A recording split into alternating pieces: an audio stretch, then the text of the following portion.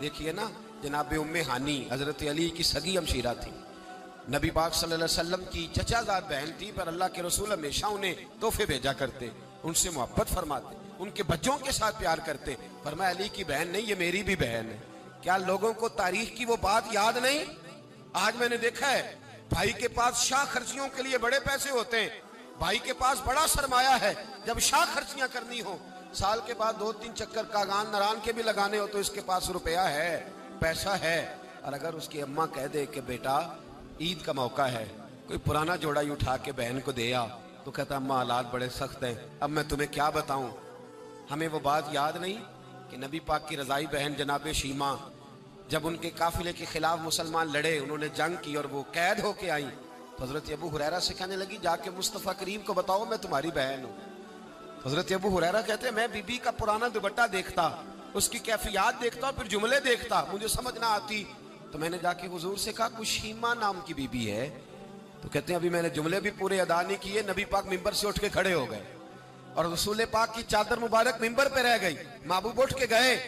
اور پھر جناب شیمہ کو گھر لے گئے اور پھر فرمایا عائشہ کو بلاؤ، فاطمہ کو بلاؤ، سودا افسا کو بلاؤ، ان سب سے کہو آؤ دیکھو میری بہن میرے گھر میں آئی۔ یہ رشتوں کا احساس، یہ رشتوں کی کیفیات، یہ درد، یہ سوز، یہ حضور نے ہمیں تعین کر کے دیا ہے، یہ نبی پاک علیہ السلام نے ہمیں بتا کر کے دیا ہے۔ حضور نے ڈھیروں تحفے دیے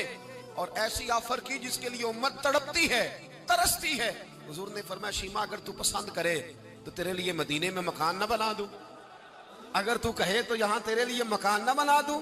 جہاں 70,000 فرشتے روز سلامی دینے آتے، یہاں تیری پکی رہائش نہ کر دوں۔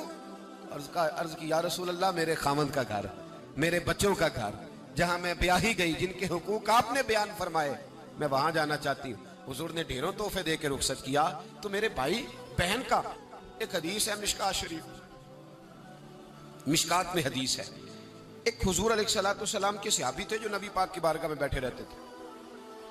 اس پر شارحین نے بڑا کچھ لکھا ہے، کہتے ہیں وہ علم دین حاصل کرتے تھے یا جہاد میں مصروف رہتے تھے۔ ان کا ایک بھائی تھا تو وہ تجارت کرتا تھا، کاروبار کرتا تھا، یہ مشکات ہے۔ ایک دن آ کے عرض کرنے لگے یا رسول اللہ صلی اللہ علیہ وسلم اسے سمجھائے کوئی کام بھی کرے، آپ کے پاس بیٹھا رہتا ہے، ڈیوٹی ساری میں کرتا ہوں۔ تو محبوب فرمانے لگے خاموش ہو جا، ہو سکتا ہے رب کریم جو تجھے رزق دے رہا ہے وہ بھی اس کی برکت سے عطا فرما رہا ہے، اس کے نصیب کا اللہ تجھے دے رہا ہے، ہو سکتا ہے اس کے توسل سے، پتہ نہیں اللہ کس کی وجہ سے دے رہا ہے، کس کے حصے کا تیرے گھر بھیج دیتا ہے۔